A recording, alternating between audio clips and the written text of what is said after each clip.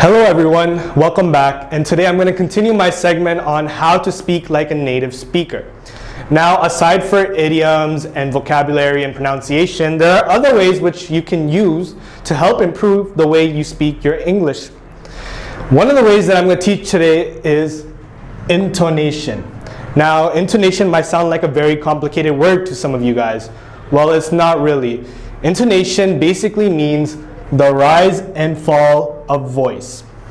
Sometimes when we talk, we may change the pitch of our voice, and it helps make our sentences sound more interesting and more intriguing. It also helps in fluency and makes you sound more like a fluent speaker. Oftentimes when someone learns a new language, they end up becoming monotonous. Or when you're learning English for the first time, you end up becoming monotonous. Now, what monotonous means is that someone is speaking in a very dull or tedious manner.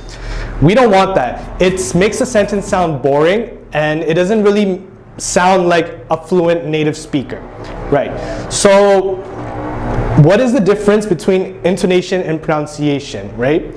Pronunciation, first of all, is the way we correctly pronounce a word. Intonation, on the other hand, is focusing on the voice. All right, so to explain intonation and the rise and fall of your voice, I have a few example sentences for you guys. Now, sometimes when you're telling someone something, your voice might rise, as in you're telling them something. And sometimes when you're asking a question, your voice might fall. Now, I'm gonna explain what that means using these sentences here, because I know it doesn't really make sense if I just say it out loud. Okay, so I'm first going to show you how I've seen most of the students I've taught say some of these sentences, right? It is raining. Now, the way I said it is raining sounds very monotonous, dull, and tedious. Now, if I say it is raining, you see how there was a fall in my voice when I said raining? When I speak like that, you can clearly tell that I'm trying to ask a question. I'll try to say it again for you guys. It is raining. See the fall? The fall happens right here. Now, I'm going to show you guys how to say this exact same sentence, but it'll have a completely different meaning. It is raining. You see how there's a slight difference there? This time, instead of there being a fall, there was a rise. Now the question has become me telling someone that it's raining outside, or it's raining wherever they are. I'll repeat these sentences again for you guys. If I was asking a question, I would say, it is raining. There's a fall when I'm saying raining.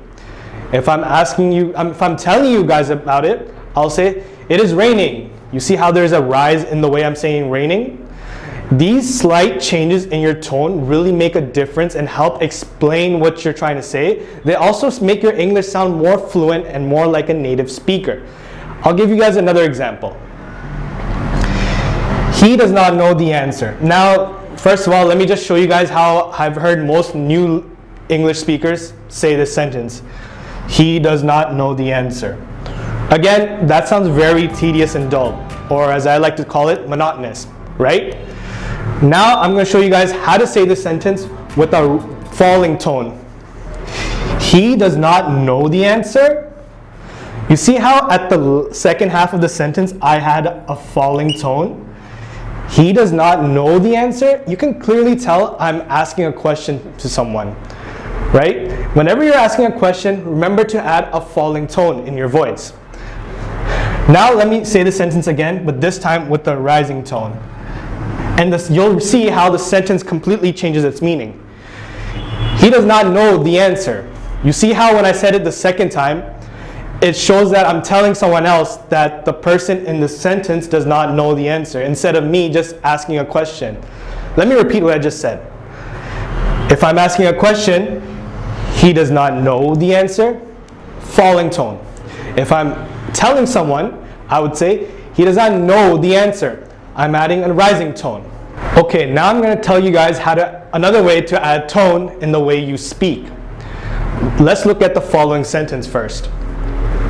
I mean, what the heck, right? Again, like how I explained in the previous examples, I added a falling tone in both these situations.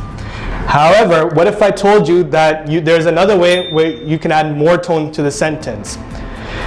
In English, sometimes we can break down the sentence into chunks. A chunk as in, if I broke down I mean first in this sentence, we have I mean right here, then I can break down what the heck into another chunk, which is right here. Then I can break down right into another chunk. Now, initially when I said the sentence, I said, I mean, what the heck, right? In which both the endings had a falling tone. Now, if I say it in chunks, or if I break it down into 3 parts I did like I've done below, I can say it like this. I mean, what the heck, right? You see how instead of there being 2 falling tones in this sentence, or in this example rather, there was a falling tone in I mean, there was a rising tone in what the heck, and then there was another falling tone in right. You see how this made the sentence sound more like a native speaker? It added more emotion to the sentence, and it just sounds nicer in general. Rather than being monotonous and saying, I mean, what the heck, right? I added tone to my sentences, and this makes me sound more like a fluent speaker. Well, that was the lecture for today. I hope you guys try using tone in the way you speak more often. Remember, a falling tone if it's a question, a rising tone if you're telling someone something. Again, like with our example, it is raining. That's a question. It is raining. Rising tone, I'm telling you guys something. Thanks for watching this video. Hope you guys enjoyed. Please like, share, comment below. Tell us how we can improve our videos.